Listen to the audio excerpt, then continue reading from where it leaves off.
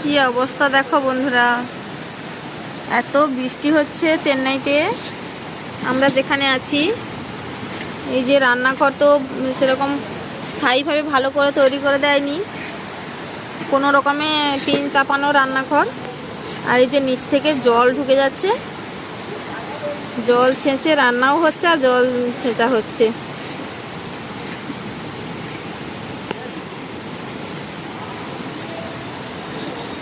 আর ওইদিকে একজনের মেসে খাওয়া শুরু হয়ে গেছে।